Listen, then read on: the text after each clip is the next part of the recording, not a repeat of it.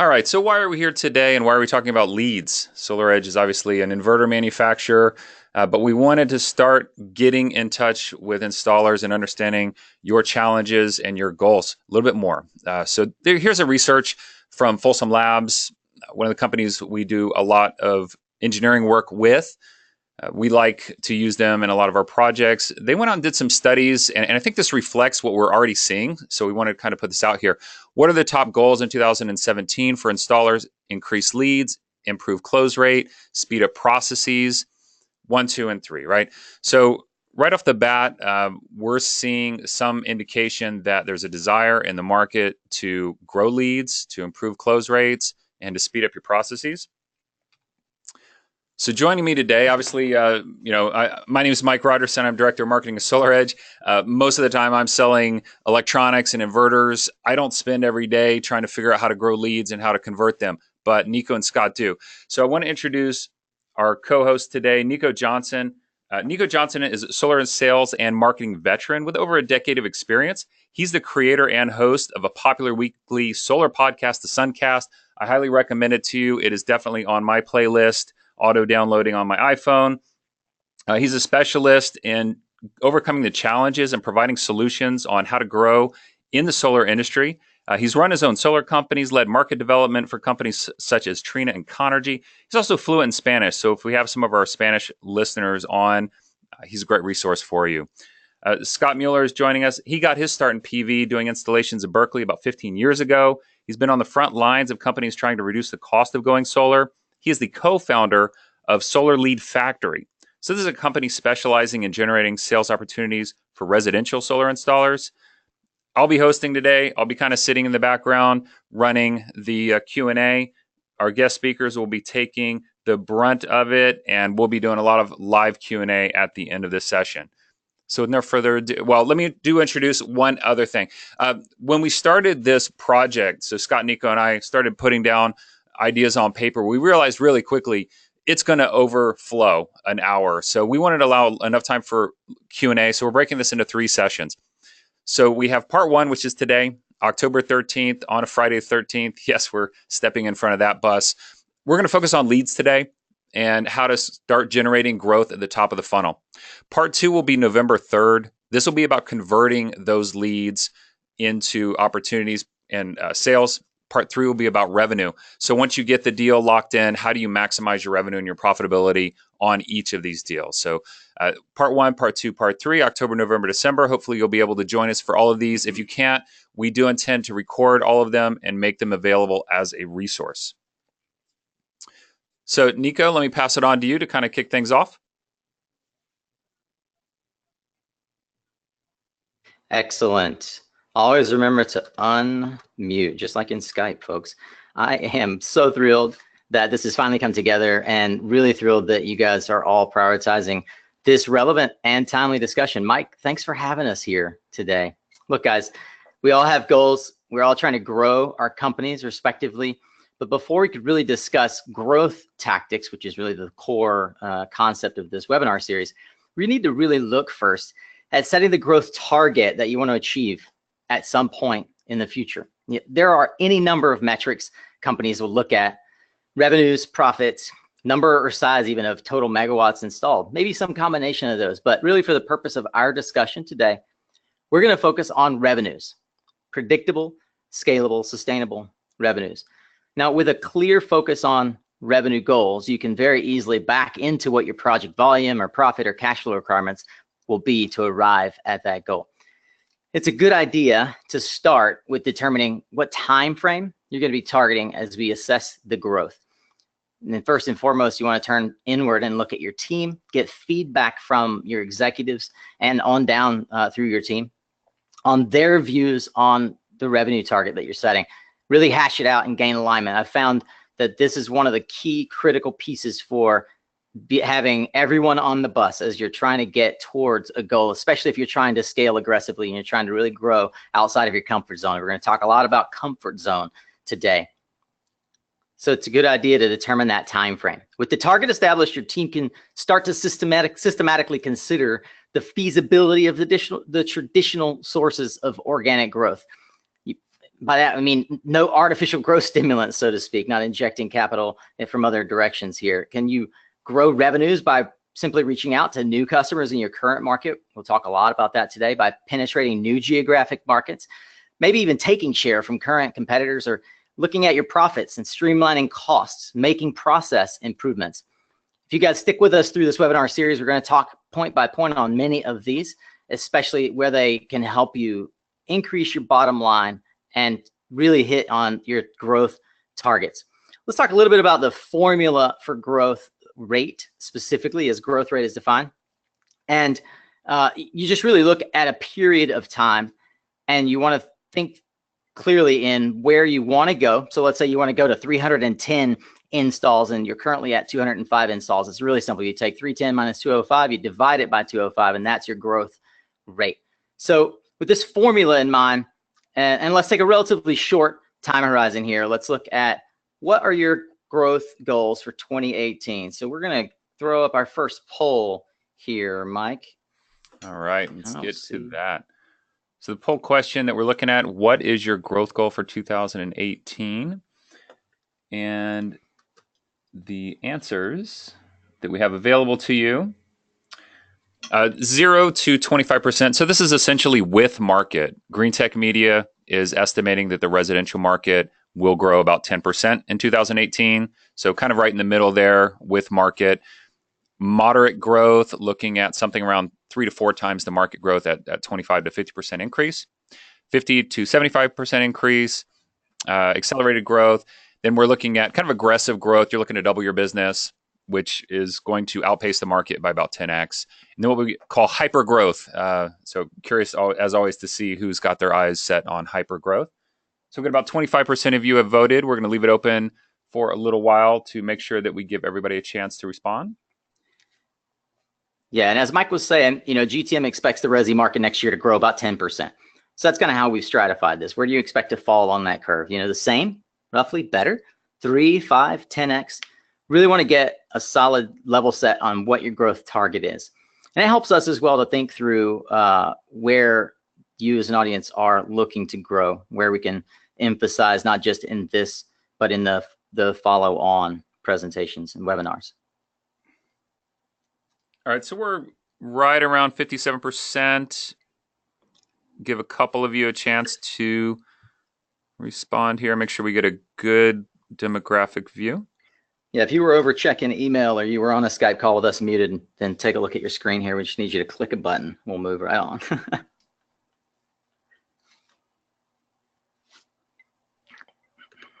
Okay, looks like we've reached about 70% of you. So I think we've got there we go. All right, a couple more coming in at the end, but I think we got a good picture. So I'll just kind of read off the results here. About 15% have said 0 to 25% or with market. Almost half are saying that moderate growth is their goal. So 25% to 50%. So this is obviously something we want to focus on. If you're looking to outpace the market, this is the type of webinar you need to be listening to. This is the type of content you're going to need to go forward. And then if we add in, everybody else who said even above that. So we got 20% are going to grow their business by about 50%, 10%, plus 10% are actually in the hyper growth. So 20% of you are saying aggressive or hyper. So kind of adding all that up, only 15% are looking to grow within market, 50% are at moderate, and then I'm looking at like 40% are accelerated, aggressive, or hyper. So very cool responses there.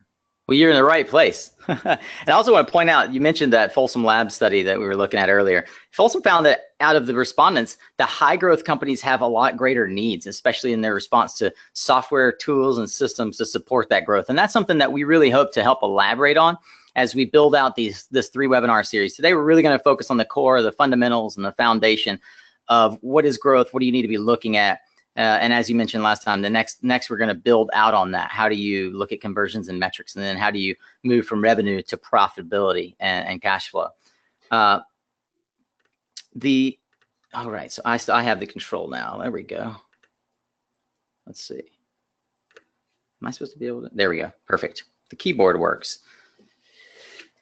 So the good news here is in our response rate from the registrations, an overwhelming majority of you guys are already engaged in what we consider to be the foundation. I skipped through that slide previously. Let's see if my mouse is working here. But it basically says, look, you got to grow. Growth starts within. You establish a solid foundation, and that's how you are able to build upon growth. That's how you're able to establish growth. Like I said, an overwhelming majority of you are already in this steady state. And look, referrals are considered by many the steady state business. This is how you keep your business going. And historically, and I don't know if this is true for you guys, feel free to comment in the questions at your own at your leisure. But we see that for every sale closed, we generally get about 3 referrals, and there's a 30% close rate on that. So 1 for 1. If you get a sale, 3 referrals, you get another sale. That's organic growth. It's a low cost of customer acquisition. It's proven to be the lowest, but it's frankly limited growth.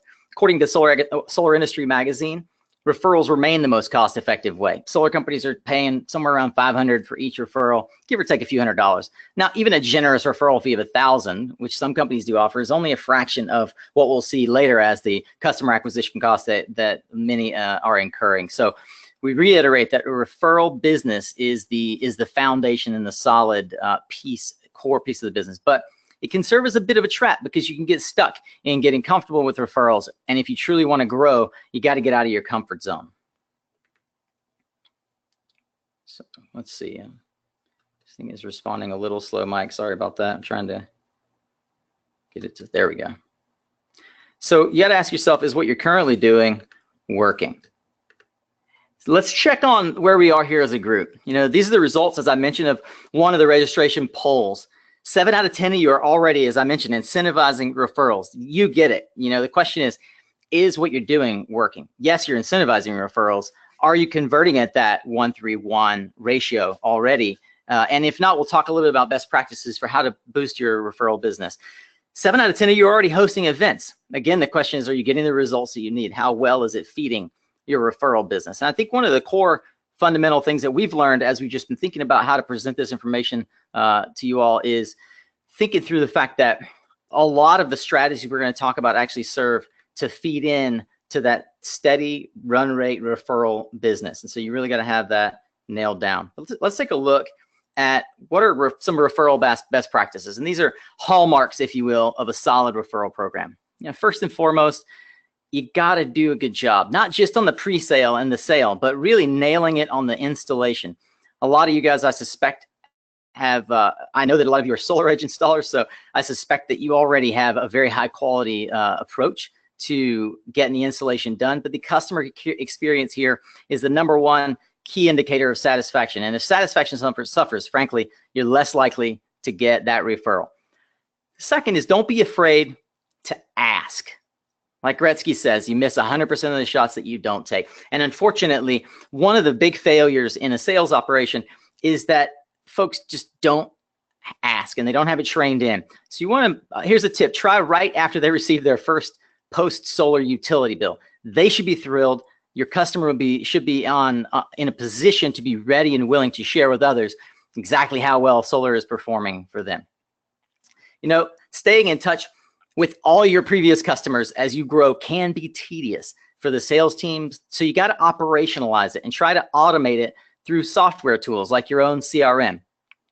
Tor Valenza, aka Solar Fred, says even if occasionally you're touching base, you can provide a wealth of testimonials, and that trust gets conferred to your business. If you think about it from guerrilla marketing tactics, one simple opportunity is on the anniversary date that you can actually have that triggered in your CRM. Your sales guy and your sales ops team can operationalize the send out of a very simple anniversary gift.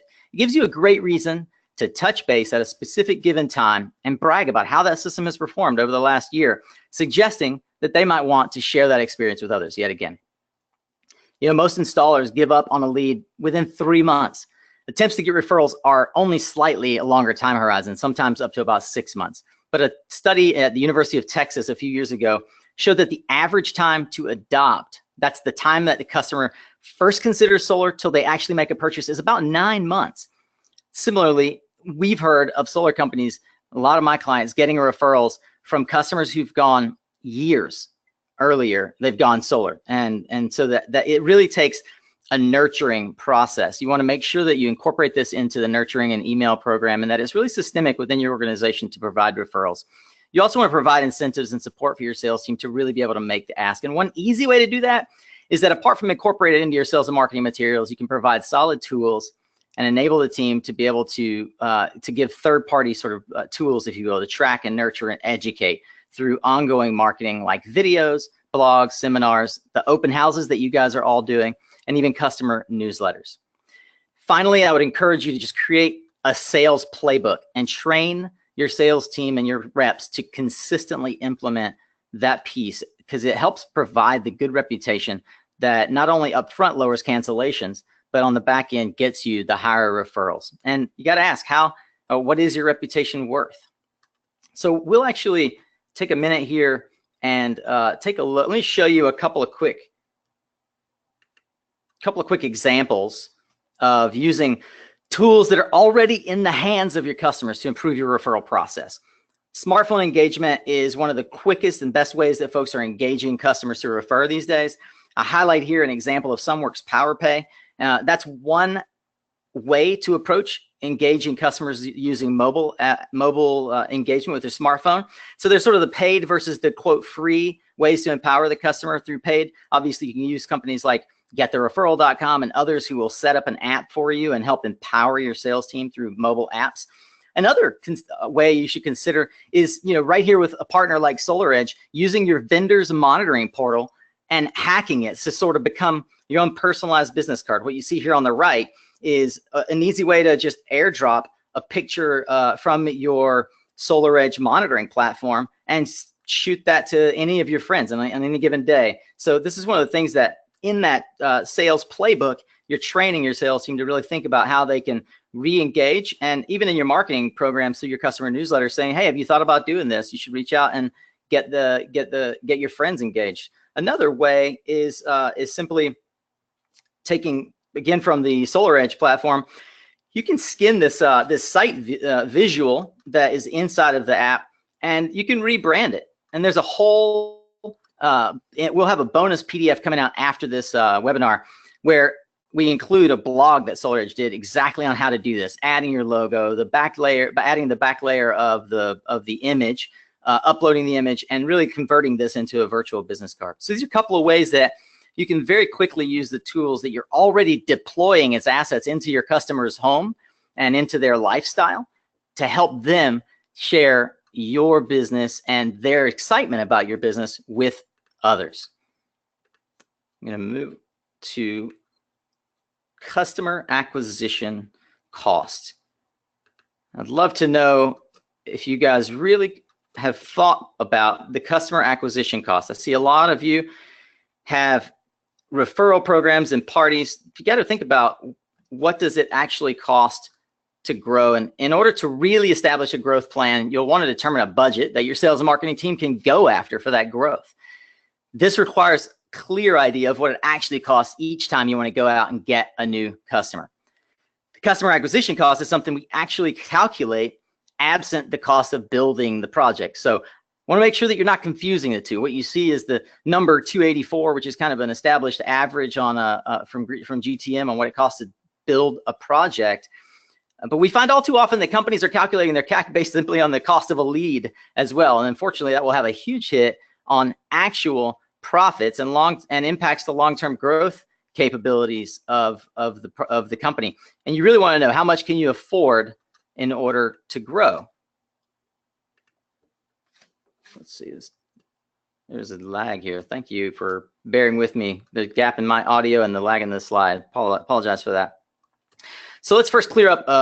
I want to show you the equation here generally to acquire, to come about this customer acquisition cost. And I don't want you to be scared by this perhaps complex looking formula, but let's clear up what customer acquisition cost versus a cost per acquisition is, right? So CAC, as we'll refer to it, specifically measures the cost to acquire the customer, and cost per acquisition measures the cost to acquire something that is not a customer. For example, a database of leads, an ad-driven call, or a form fill. And these are merely leading indicators to CAC. So let's take a look at the formula for a minute.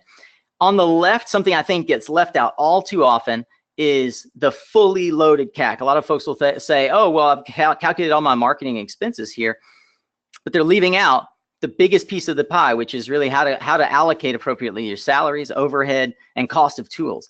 And moving to the right, there's another element that we have to take into consideration, which is the sales cycle. How long does it actually take, not just for the marketing expense to show up as it having yielded results, but that the sales team is spending their time nurturing the leads that are coming in as a result of the marketing expense.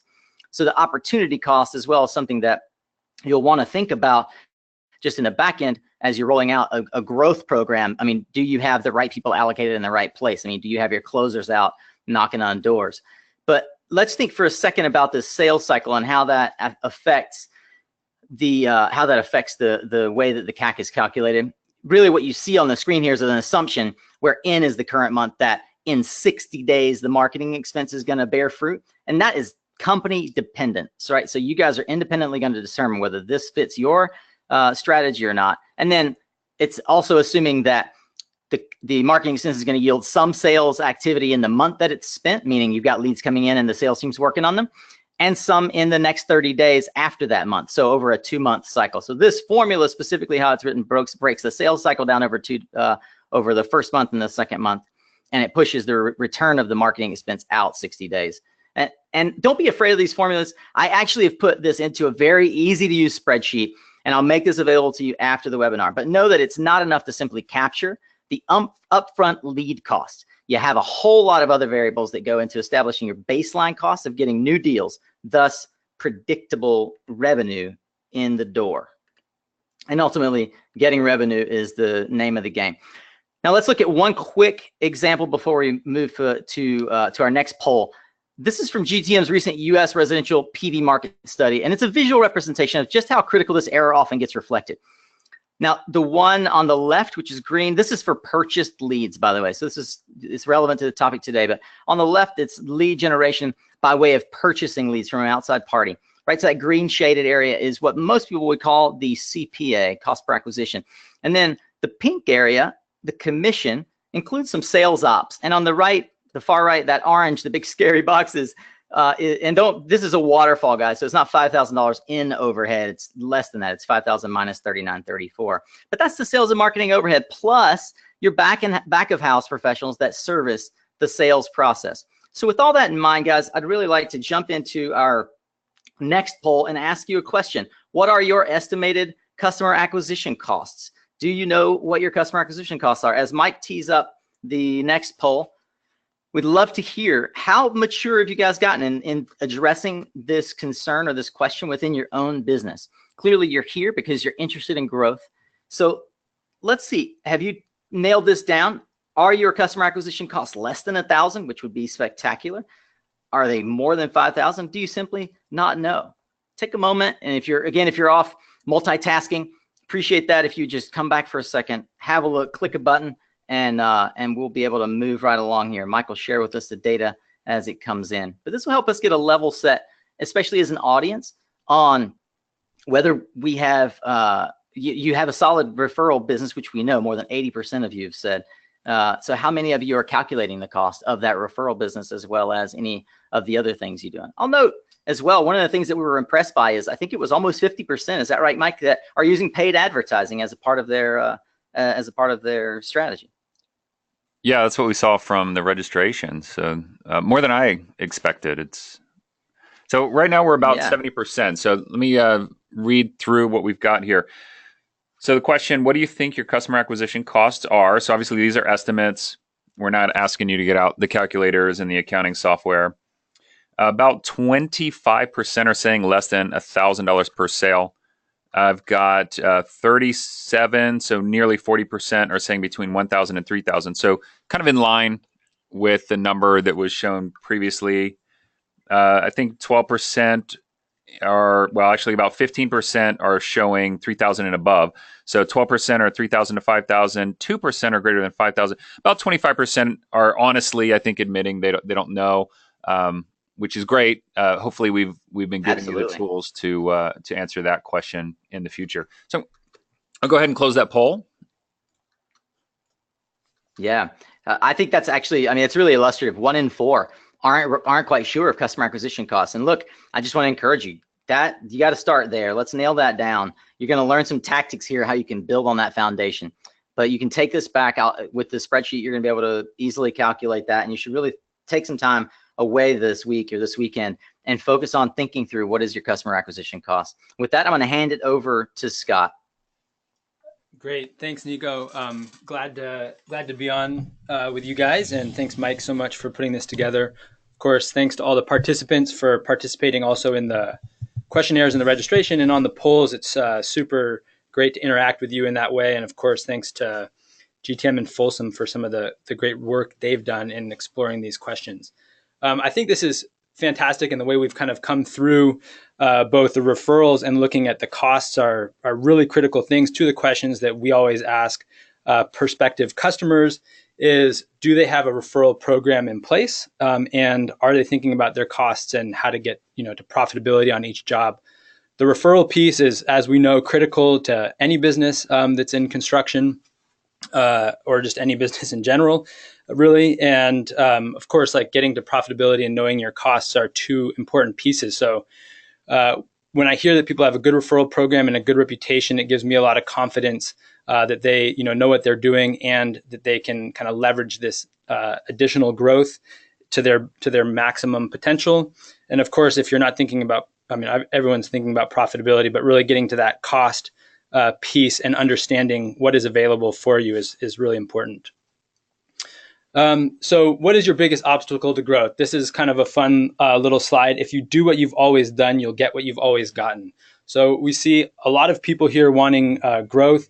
I don't have the poll in front of me right at the moment, but most people are expecting or hoping to grow above kind of what the market is going to grow over the next year. And so, and a lot of people we see have 8 out of 10, I think, have referral programs in place. 7 out of 10 are doing events. And that's fantastic. It looks like a quarter of the folks didn't know fully what their costs were. And, many people do start to know that stuff or are starting to kind of grasp that better. But with all these things in place, everyone's doing these things. The question is, what's going to get you to the next level of growth? So is it time to do something new? This could be as simple as having, revisiting your sales process or revisiting your referral program, or getting a better, CRM process or something like that. So I think the key thing that we're kind of wanting to hone in on today is this piece about how growth fits in with your existing referral business. So Nico went through both referral best practices as well as this kind of 1-3-1 equation of 1 sale yields 3 referrals, goes back to 1 sale. The question then becomes, and I think is there a piece of this slide? Oh, there we go. So part of the question then becomes, what can you do to add growth on top of your existing referral business and your existing channels? We talk about ads and marketing, which would be stuff that you're running internally or working with people on. We talk about purchase. We're going to talk about purchase leads. Of course, there's events, which a lot of you are doing. There's door-to-door bidding platforms and other, which we're going to explore as well. So one key thing here is how does this growth layer, which may be something that you're going to need to stretch and invest for. A lot of you had customer acquisition costs less than $1,000 per sale. I'm not sure if that's incorporating the sales commission and back office overhead. That's something we can certainly look into. But certainly the question is, how can you add growth into your existing referral business, which is probably the cheapest or lowest cost customer acquisition strategy?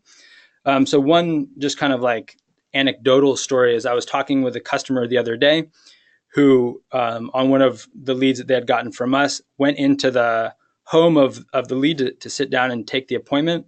And actually the gentleman who was interested in getting the quote was there, and so was his brother, who happened to be his neighbor with an identical house, and they literally closed 2 sales within 1 day. So that is obviously not going to be happening every single time you go to an appointment.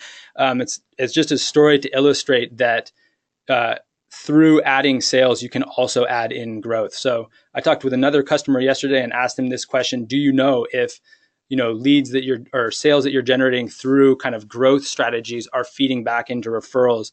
And he actually mentioned this 1-3-1 equation as well, that's what they're seeing. Or he said that we get about 30% of referrals closed to business. Sometimes it can be higher even, or something like that. So but they're thinking about this as a longer term play, right? Because it kind of feeds back into what Nico was talking about with the how long your customer cycle is, sales cycle. It can be up to 9 months or longer. And so obviously it's not like a sale this month is going to generate 3 referrals next month and a sale next month. It can take a much longer process. But that is sort of what we want to dive into today, is what are the pieces that you can do to add to your customer base that means that you get more referrals down the line. I think this can yield pretty impressive results because you're kind of compounding the number of referrals you can get. So what could you do? According to the Green Tech Media study that we're referencing a bit in this webinar, the industry average for customer acquisition cost is $3,900. I know a lot of the folks on this webinar have suggested it's much lower than that, so that's awesome. Kudos to you.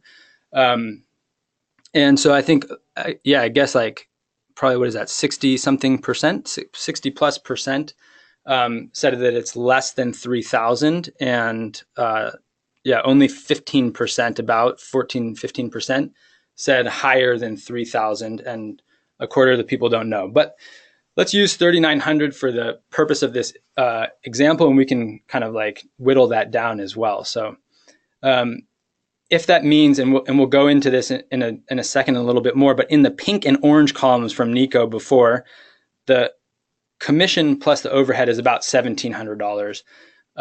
And so that leaves the individual in this average industry average with $2,200 or less, of course, to find new customers. So that's kind of the marketing budget piece to break out. So how would you spend $2,200, of course, or less to get another customer? The typical range we hear from new contractors, by the way, is $1,000 to $2,000 for target lead cost for a new customer. Some people have lower targets. Some people are happy even with higher targets. I guess one of the thing here is that everybody's got a different cost structure and growth goal. So of course, the lower your costs are on the equipment, installation, overhead, and all that kind of stuff, the more you could theoretically invest into new systems, or of course, generate more profit. Because I think, to add on to what Nico said, which is that revenue is the name of the game, I think for a lot of companies, our company is a small bootstrapped company. Profit is also a very important thing, because that's what feeds the company being able to succeed month after month. Which I think my background, as Michael mentioned, was as a solar installer. I still actually have the Impact driver from those days, and use it actually pretty regularly around the house. And we know how hard it is to actually run and build an installation business. There's a lot of cash considerations and stuff like that. So how can you do this cost effectively? Ultimately, it's about what works for you. So every company has their strengths and weaknesses. I don't know that Nico mentioned this earlier, but in discussing this webinar, he talked about each company having a proprietary lead generation system. So partly that is also, partly that is also how you manage and deal with leads once they come in. So not only generating them, but nurturing them and bring them through the sales process. So in this, there's a number of things that work. So events, bidding platforms, channel partners, door-to-door, purchase leads, marketing, and advertising. So if you're great at running events, then, for example, possibly you could use that same team to do door-to-door. If you have door-to-door, you could use that team to run events. And that works great if you're in a more focused area. If you have a call center and you're maybe doing a lot of marketing and advertising, and you have a higher volume of incoming leads and also a larger coverage area, maybe you have a call center, maybe then something like purchase leads works well. If you are really well networked, or know realtors or something like that, maybe you can go with a channel partner approach and talk to some people that have additional big networks in your area that you can partner with. Ultimately, the question is, because I think a lot of these numbers, these are pretty number heavy graphs, but a lot of this growth strategies are pretty scary, right? So when you look at some of this stuff, channel partners, almost up to 8,000 leads, it's saying almost up to $8,000 per customer. Marketing and advertising, I'd be curious to talk to people on this show to see if that makes sense, that they're seeing a range of $4,000 to $10,000 customer acquisition cost on their own marketing efforts. I'm not sure about that, but ultimately the question is not how can you spend $10,000 or $8,000 to get a new customer. I think we can all agree that the margins aren't there to support that.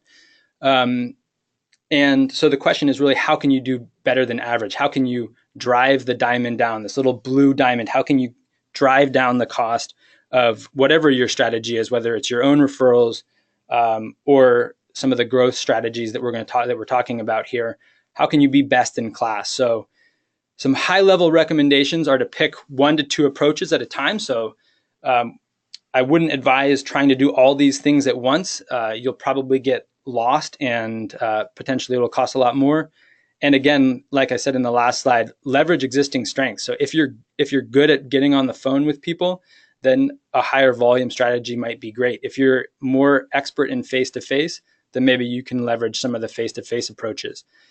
Whatever you do, I think, and Nico, I think, began to stress this before, is, be methodical in your approach and test. So you really have to think through like what each of these strategies is going to entail and then how to build systems around that. So I think we've got some more comments on that in the next piece, but this is back to the slide that Nico shared earlier about kind of the waterfall graph of how you come to a customer acquisition cost. In this case, it's lead generation, but I think this is illustrative of any of the marketing channels. And so, of course, you have leads that come in. That's the far left piece. You have lead qualification. That's the next piece. So you're going to go from, in this case, something like maybe 100 leads to 20 appointments to 2 to 3 sales. So how can you drive down each of those pieces? So the good thing is that you choose your marketing plan, you choose your marketing partners, you capture and measure the data so you know where you can exert the most influence or most control over your process. You build and test your processes, and this is going to be the majority of what we cover in part 2 is the sales processes. So ultimately, you can influence the conversion ratios at each step of the piece, right?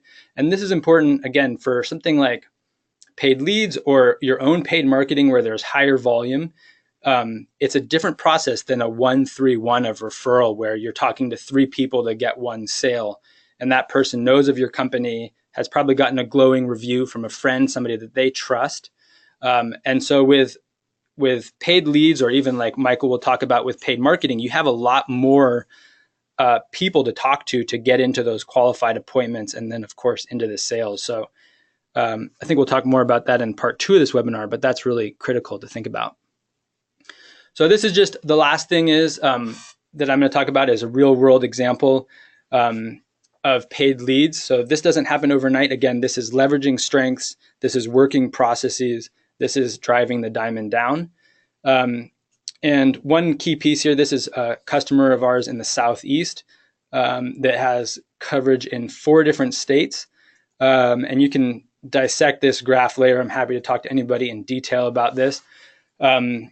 And so they're active in 4 different states. This gives a breakdown of the state they're active in, the number of leads they received, the total lead cost, the appointment ratio they saw, the sales, the contract value, and then, of course, the lead cost per sale. So that's only one component of the overall customer acquisition cost, but that's the part where you can invest in this part of the things.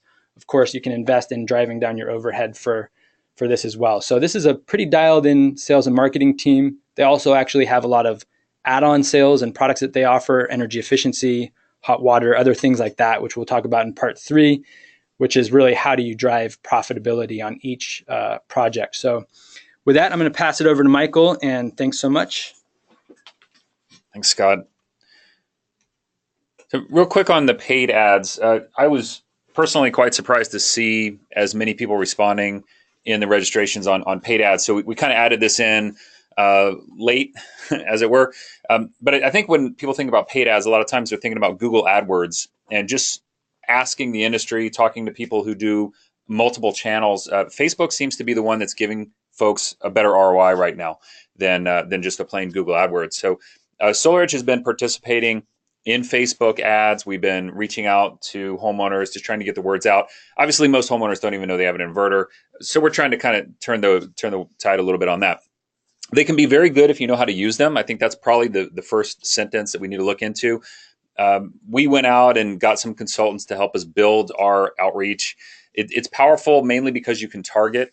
And targeting for Facebook is very powerful. So you can get things like what we're showing here. These are the demographics that we look at when we target for a homeowner, an ad around a solar inverter, for example. We look at people who own a home. You can specify that in Facebook. People who live in top 12 states. Not only that they're present in the top 12 states at the time, but that's where they live. So that's the kind of thing that you can do with Facebook. You can target age, you can target gender. And these are things that you can actually go and look at your ad performance later after you've been running an ad. You can get age and gender, see who's clicking through it. We target males, for example, because they were the ones who were clicking through it. They were the ones who were engaging. We didn't see the females engaging. So the whole point about this is you want to spend your money where you're going to get the better ROI. For example, let's say you target 5,000 people and you only get 20 hits. That's going to be more expensive than targeting 100 people and getting those same 20 hits. So Facebook is going to work there.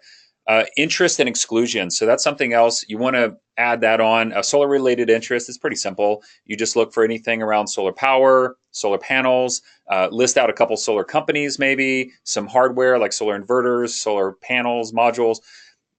Batteries is another one we added to our list. Exclusion. So exclusion is something that we use. Our organic channel on Facebook is mostly you. It's mostly solar contractors and installers. And so that's the audience that we're looking to grow. We're looking to target a different audience with these ads. So we're actually excluding solar installers from that because we're going to be advertising to you and you're going to be interested in what we're talking about.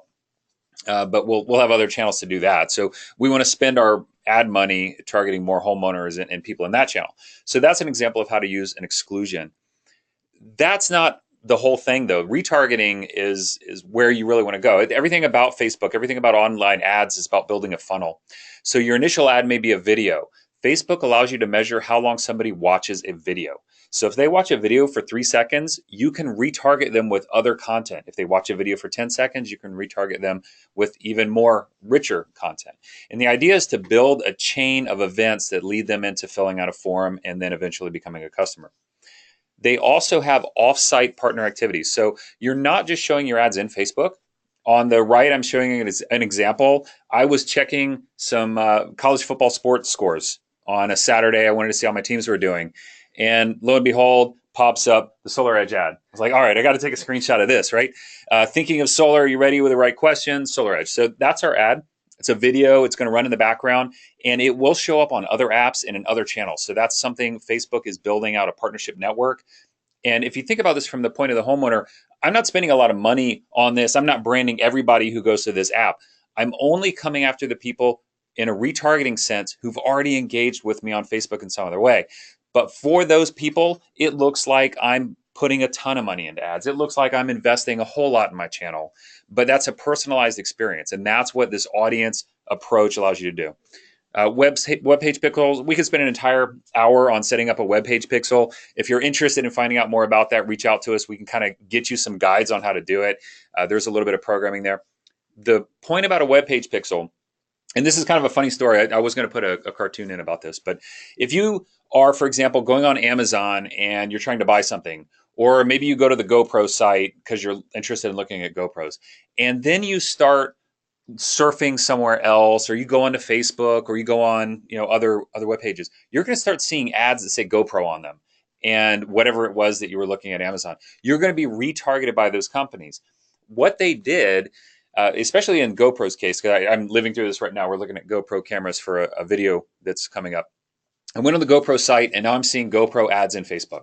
So GoPro has a pixel, and every time I go on that page, it fires back to Facebook and says, hey, this IP address just hit my webpage. So now Facebook is able to connect that IP address to an identity, which is me, and I'm seeing those ads targeted. So that's something that you can leverage.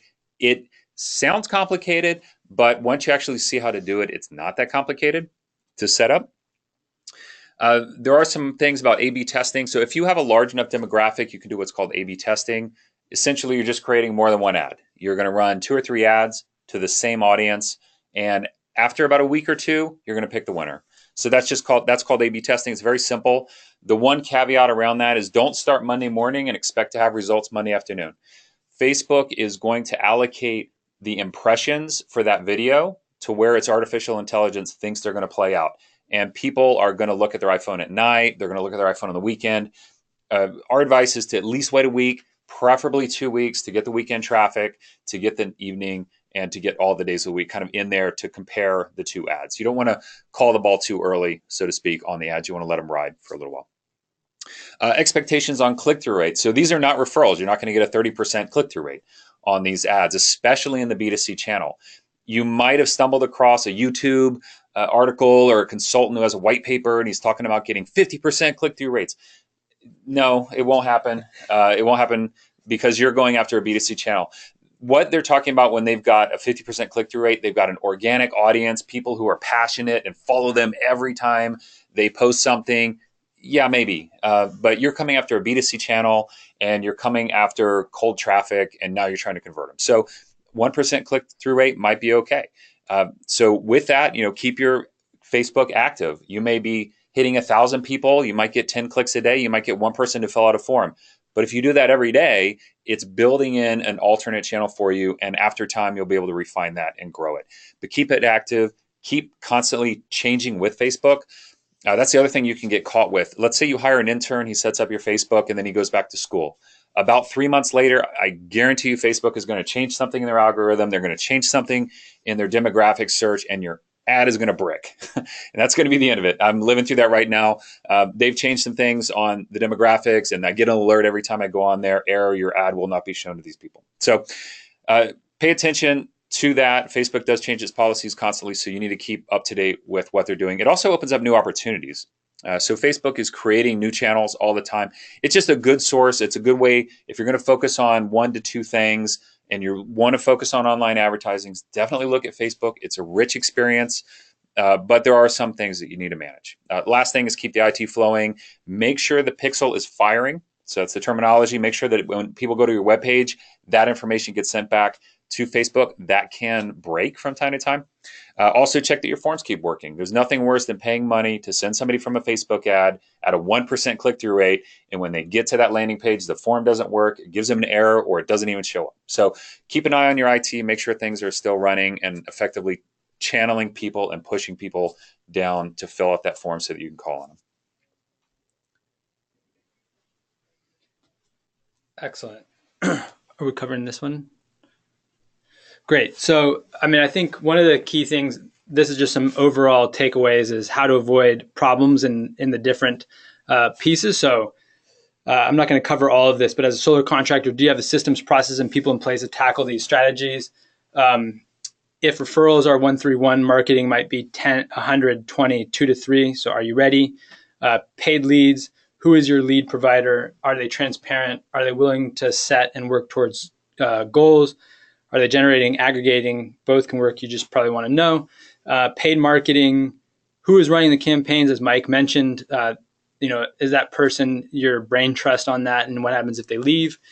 And are you advertising or performance digital marketing? So advertising would be like putting a brand out there, and performance digital marketing is obviously like tracking back to the conversions and then how that filters out into the sales funnel. And then of course, like one of the big challenges with paid marketing is how many views, how many clicks to even get 100 leads, for example, in Mike's example. So with that. Yeah, so I kind of put myself in a position of somebody who's new to this material, talking with Scott and Nico over weeks. And obviously we're on for 45 minutes to an hour. It's a lot of information to digest. I wanted to put a summary, kind of my observations as an outsider looking into this. The secret formula to leads, and that's what we'll call this. It's all going to start really with this healthy, profitable referral pipeline. And that's the essence of it. If you don't have a good referral system, if you don't have a referral pipeline that's already in place that is leading you to be a profitable business, growing your leads volume is not the problem. You need to start there. Your reputation matters. You've got to make sure that you're giving customers great service.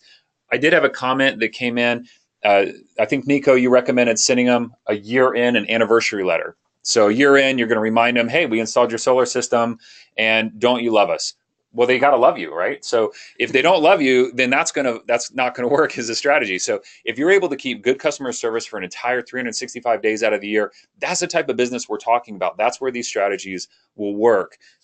Then you got to know your cost, and you have to know your hard to find cost. Nico recommended a great equation there.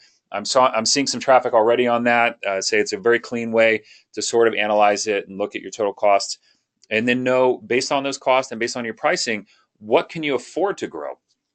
How much can you get into in terms of an investment for growth? And I think that's a key word here is we're looking at these additional fees for a growth cost of a customer acquisition that may be higher than your referral pipeline. So your referral pipeline, we did see a large amount of people saying 25% of you said less than $1,000 per sale. So that sounds to me like it's driven primarily around a referral type pipeline. If you want to grow, and I think it was 80% of you said that you wanted to outgrow the market, you're going to need to look at that as an investment, alternate channels that then funnel back in to that referral pipeline. So a recommendation out of that, and this came from Scott, focus on one or two of these growth channels. Don't try and do it all. Try and work on one, get very good at it, and then grow it, be the best in class. And your goal there is to move the blue diamond down. So you don't want to focus on too many of them and have you be at the high end of that spectrum. You want to be an expert on it, be as good as you can be, and get help. So that's the other piece. When we started our Facebook campaign, it wasn't just me looking at YouTube videos and reading white papers. I went out and got a consultant. We got help. And that will lower your diamond down too. So invest in a consistent, persistent manner. That's the other thing. Don't give up on this stuff.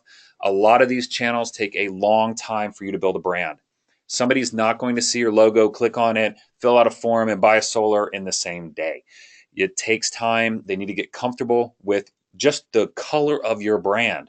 They need to see it and get familiar with it. Once they do, they say, well, yeah, that looks friendly. I'll go there. They'll click on it. They'll read your messaging. They'll see your advertising. They'll see you at events. And over time, they think, well, this looks like somebody who's active in my community. They're at the same events that I'm at, so they're interested in the same things I'm interested in. They'll start to connect emotionally. And that's about the time when you'll start to see them fill out forms and give you information where you can call on them. So consistent and persistent. And again, the whole point of this is even though you're going to have higher cost of customer acquisition for some of these activities, they're investments that will amortize over a growing referral pipeline.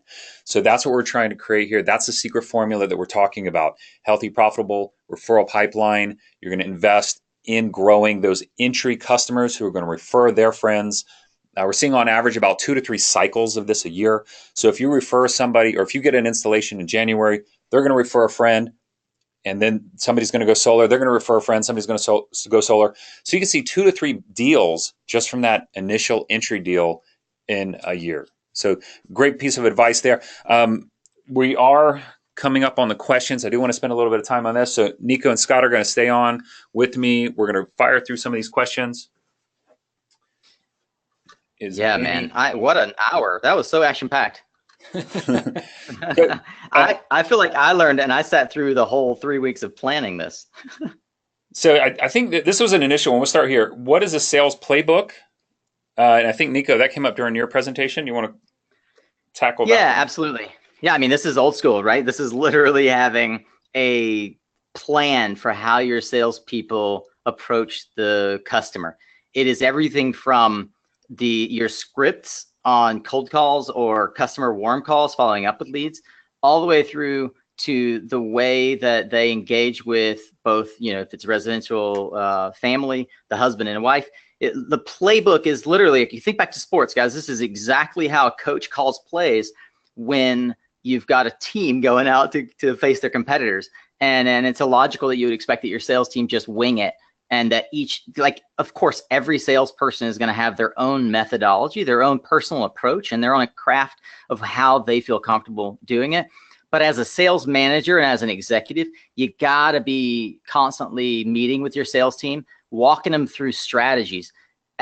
On the sales teams I've been in, my managers and then later myself, we've been really intentional about running through, you got to practice, right? Running through scenarios, sitting down with not only your closers and asking for their feedback on what's working, but sitting down with folks that are lagging in the sales team and saying, hey guys, here's the benchmark. Here's what Rob's doing, or here's what Amanda is doing that are really crushing it in the field. Adding that to your playbook in terms of the ways that you've gotten customers to convert.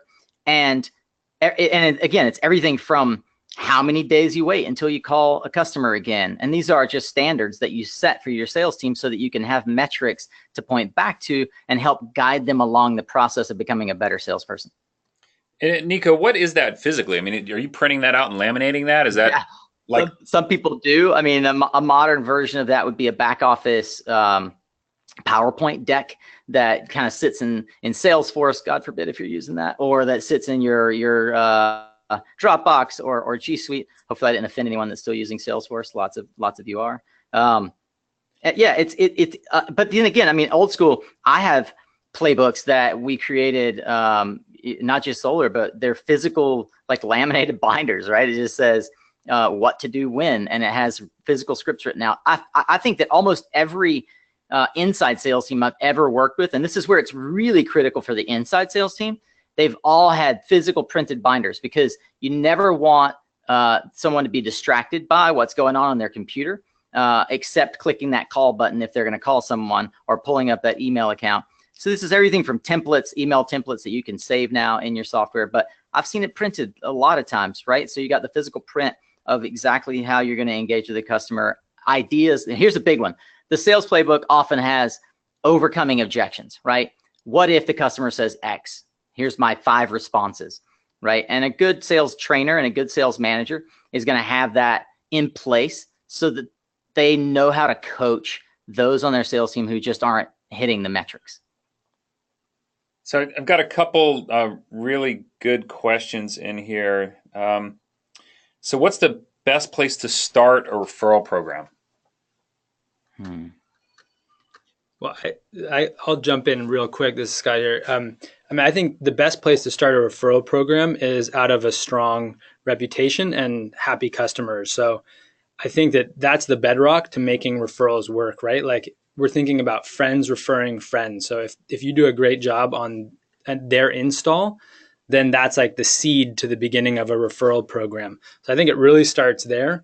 And then, I mean, maybe Nico wants to jump in on the second part of this, but I really think that that's like the crux of a successful referral program, is doing a great job, both in the sales process, installation, execution, and then follow-up customer service. That sows the ground for anything that you layer on top of this. So I think that's like the critical thing that no software or anything like that can kind of make up for, would be my sense. Yeah, I completely agree. I put it as the first bullet on the slide, focus on the customer experience.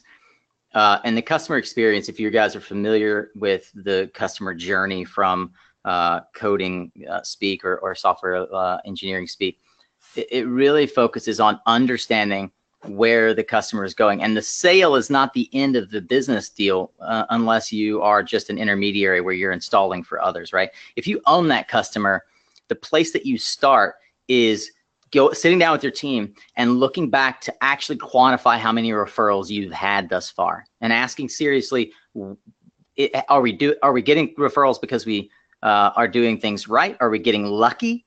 And then the second step is to have an offer, right? I'm looking at my previous slide, right? The second bullet, have an offer.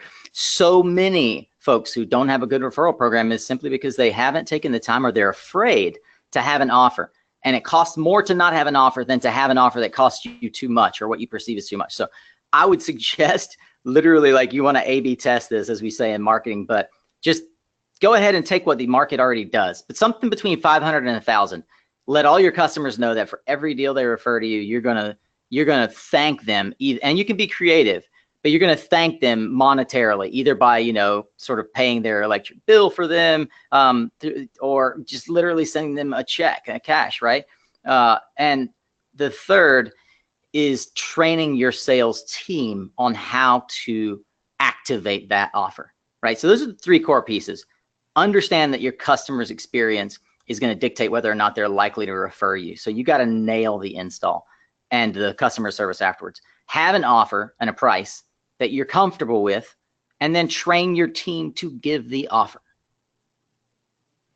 Yeah, and just to, be clear, usually it's the originating homeowner that's getting that, or is it the new deal that's getting that offer? Oh, it's the originating homeowner. Yeah, we're talking about the referral. Yeah. So there's a whole other, a whole other aspect to how to handle the inbound. But really, it's the homeowner that is your customer that's getting that offer. The offer we're talking about is, I will pay you $500 for putting me in touch with Martha, who lives next to you. And that's not for every lead. That's only if they close, or how do you do it for leads? Yeah, that's great.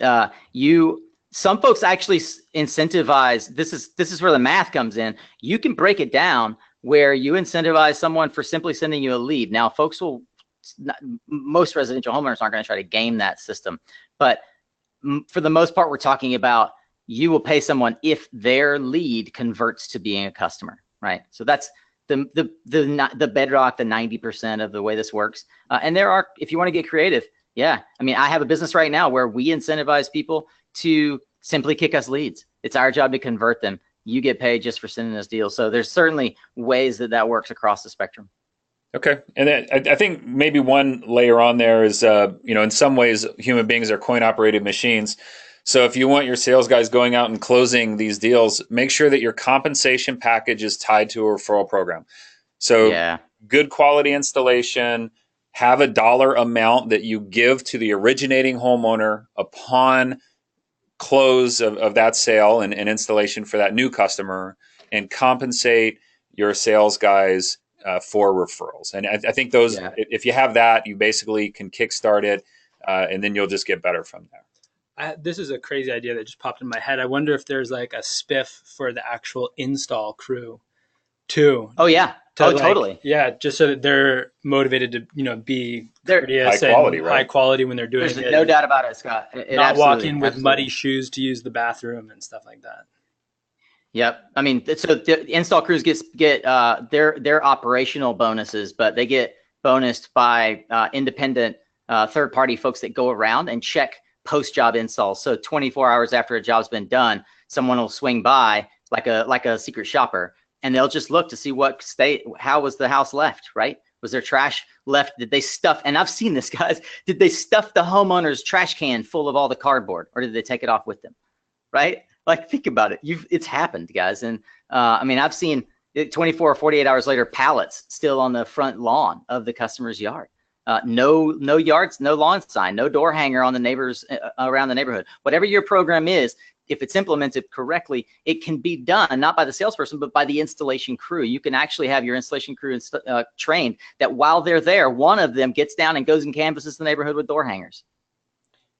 So I'm gonna flip forward to a question here. How do they get in touch with Scott? So I'll let you leave some contact information if they're interested in purchasing leads. How do they get a hold of you? Great. Our website is solarleadfactory.com, and I'm just Scott at solarleadfactory.com.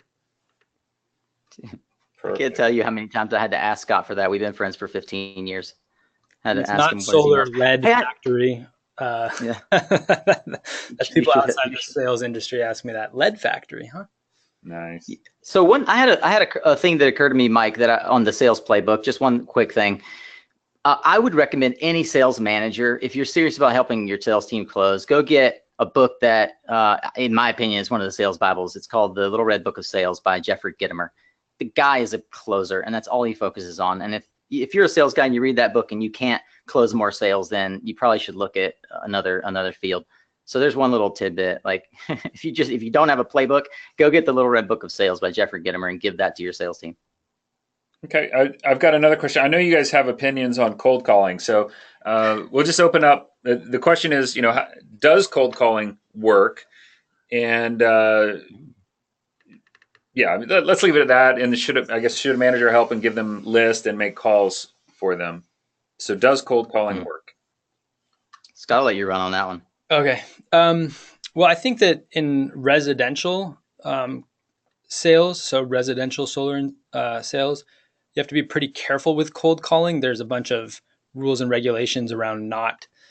You have to have some sort of permission essentially to call a homeowner. So I'm not a lawyer. I don't play one on the internet, but I would definitely be cautious around that approach on residential sales. I mean, we certainly know of people doing cold calls. I mean, cold call is a low conversion strategy, right? So you have to take that person, grab their interest, nurture their interest, and move them into somebody who's interested and warm, or ready to really talk about solar. So you might be able to target an area like that, but you can't target necessarily somebody who's interested in solar. What we do in terms of lead generation is it's real-time transfer from somebody's reading an article about solar, say. There's a call to action on there. It goes through our system, goes through a software QC check, and goes straight to our installer partners where they can make the call. It's not a cold call, but that customer doesn't know your brand yet. So it's like, let's say, a lukewarm call. I can say that does work, but again, it's a different methodology than having a few closers out there in the home and giving them leads. That can work, but it can also have trouble. So if you have an inside sales team, that typically works. And there, I think that approach definitely does work, but it's a different approach than kind of the kitchen table closer approach of going into people's homes that you have an appointment with or a referral to or something like that. So I think that lukewarm calls or warm calls can definitely work a lot better than cold calls. And again, I'd be cautious on some of the implications with just cold calling, like out of the phone book or something like that. Nothing to add except that Jason Billingsley in the comments nailed it. Too many third parties are overdoing it. Yeah, that seems to be the industry consensus too. Overdoing the cold calling. Cold calling, yeah. Yeah, I think there's definitely, we hear a lot of pushback, both from cold calling and also to a certain extent from door knocking, where people are like, nobody wants to get their phone called at 7 p.m. or 8 p.m. when they're sitting down to dinner, and not many people want to get their door knocked on, to be honest. So right. So I got a couple stories here, and maybe we'll just relate to it a little bit. A very high quality installer, great customer relationships, has referral business, testimonials, but stuck at a certain revenue level. And I think this is the perfect person to be on this call. What's your advice? Well, I don't have advice yet, because I'd have a whole lot of questions for that. Perfect. For the business. Yeah. I mean, what I think, just reading the comment, very high quality installer. If I just take this on the surface, my guess is that you haven't activated the 20%.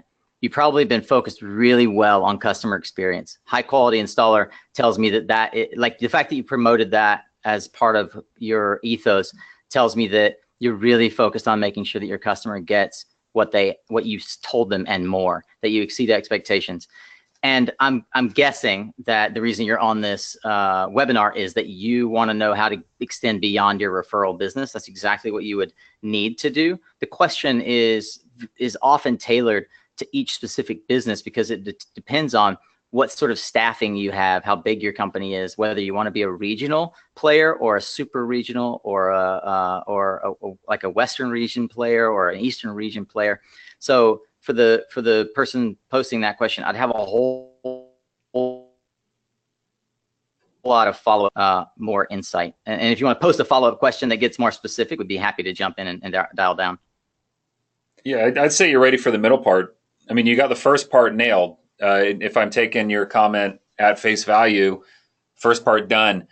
Now it's time to look at the second part. Find some growth strategy, some growth customer acquisition approach. Focus on one or two of these. Get help with it. Get a consultant or someone to help you grow there. Contact Scott. Invest, and be consistent about your investment. And you're ready for stage 2.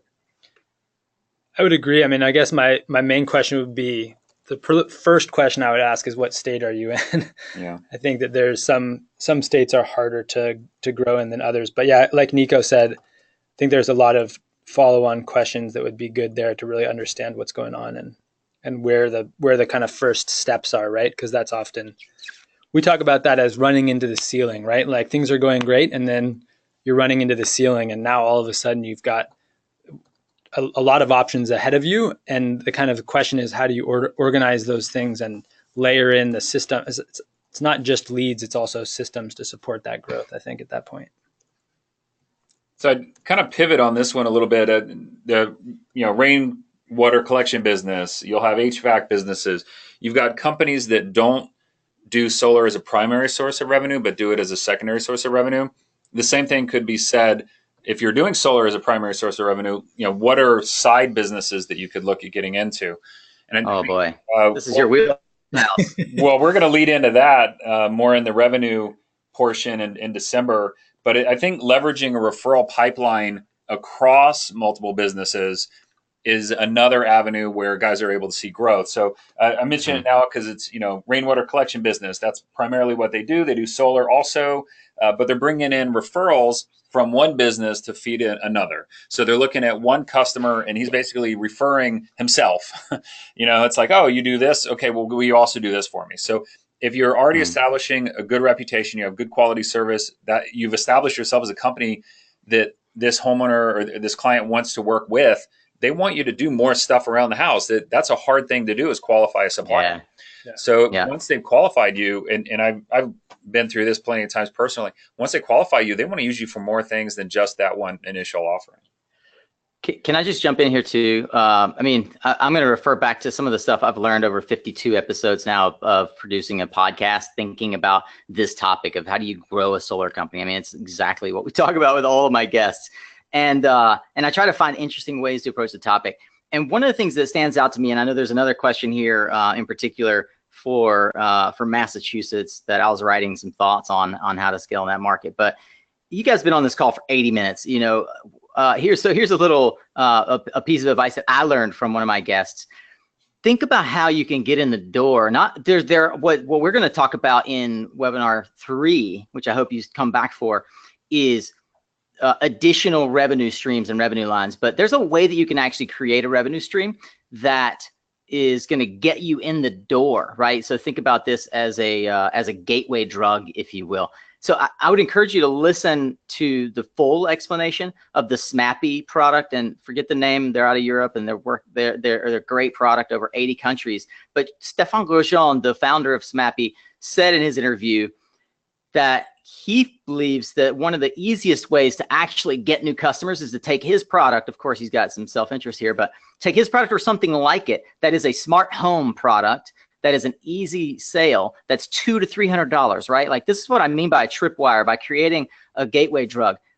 Get your sales team to find customers who'd be willing to spend $200 to just monitor their electricity for 3, 6, 9 months, and get them on that drip campaign, if you will. You're watching their electricity, and now you've got a logical conversation to go back with them and say, hey, I'm glad that you love this home monitoring product.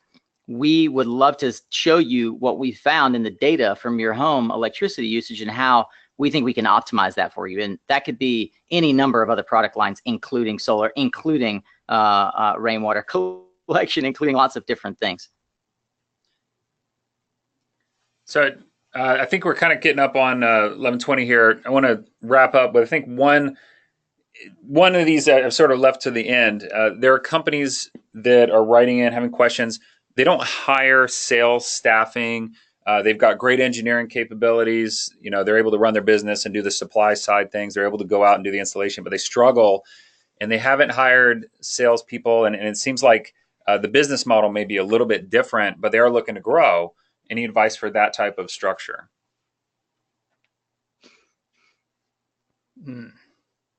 I apologize. I was reading another question, and so they don't hire a sales team, but they're still looking to grow. So they do third-party installs. So limited staffing, general manager, designer, bookkeeper, no sales or marketing. The owner does all the sales and closing, and just overworked, right? Right.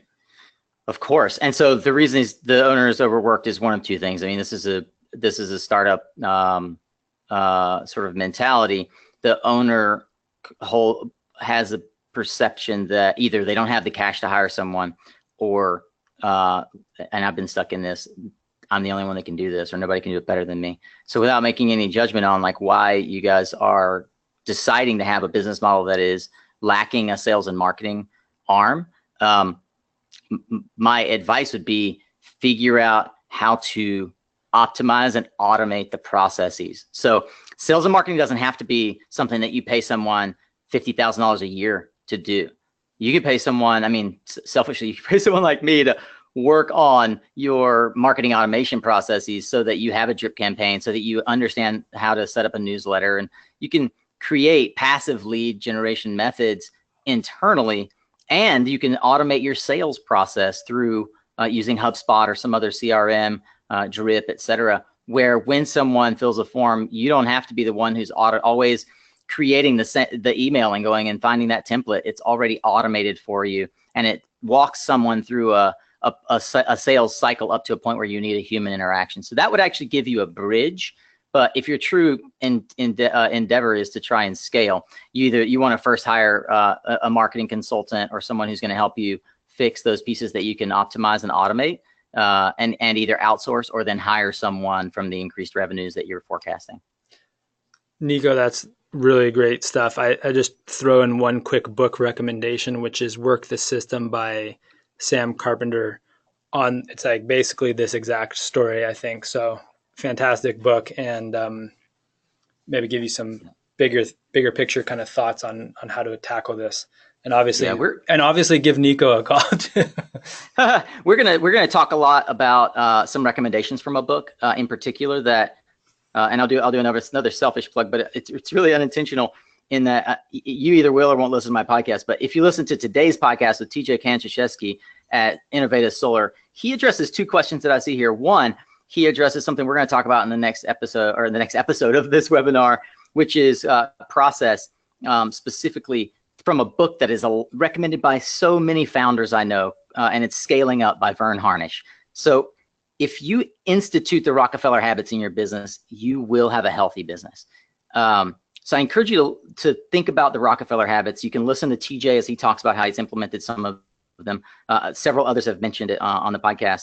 And then the other is TJ is in the middle of the country. So somebody here asked, well, what do I do if I have no incentives, no rebates? Look, he's in Indiana. They haven't had a solar program forever, right? Like they flash in the pan, like a couple of other states. But he has a strong almost 350 megawatts installed now business over the last 10 years, because he figured out his concept of how he's going to make money, and he's expanded beyond his market while taking care of his backyard. So in Indiana and Michigan, et cetera, in that area, he is well known, in Ohio, et cetera, as a high quality installer. It's just a smaller market, so you got to expand beyond that market. Yeah, and I've got tons of book recommendations over on the blog of our podcast if you're still looking for book recommendations. So guys, I can speak from honest experience. These guys will go on all day if you let them. So we're going to cut it short. I do want to remind you, this concludes part one, the lead section of this webinar series, the 5 to 50 overview on how to grow your business from 5 million to 50 million to 5 megawatts to 50 megawatts, however you want to phrase that. Part two is on conversion. So now that we have this big database of leads, we have to convert them into customers. That'll be on November 3rd. Part three is targeting revenue. Now that you have a customer, how do you maximize your revenue in that deal? That's a huge part of maintaining profitability, especially when you look at that cost of customer acquisition and all the soft costs that can be 50% of your total. So thank you guys for joining. The webinar information, the slides will be made available. We're going to send a survey out. Let us know how we're doing. Upon completion of the survey, we'll send you this content here that we reviewed today. We're also going to have some bonus content. We're going to put together a PDF with some checklists and some just consulting level material for your companies. So thank you for joining us. That'll come in about a week. So you're going to get a follow-on package. Please sign up for our part two. The session will go live sometime today, a little bit later on this afternoon. So pay attention for that, and you will get an invitation for that upon completion of the survey. All right. Thanks again, Nico and Scott. Any parting thoughts or any parting ideas that you want to give to the audience? Good, Scott. Mike, just thanks so much for having us on. Nico, great as always to speak with you as well here. Look, I think the main thing is we really believe in solar. We really believe in solar contractors growing and building their business. Um, Growth is always going to be a challenge. There's always going to be personal and professional hurdles that have to be overcome in that process. And frankly, I just wish everybody the best of luck, pat on the back in growing your business. It's a good and exciting and hard road ahead of you as well. And as always, if I can be of service in your own growth path, would love to help out. Yeah, one thing I appreciate so much, Mike and SolarEdge providing a platform here for us to engage with all of you. 132 of you are still hanging on here 88 minutes into this webinar. So I just want to honor your time and thank you for that. I want to leave you with two things. One, you miss 100% of the shots you don't take. So don't be afraid to ask both your customer for the business and someone around you for help. Don't try to figure it out all on your own. And if you need help, certainly we're here to work with you guys. My website's mysuncast.com. There's 100 ways to get in touch with me if you go there.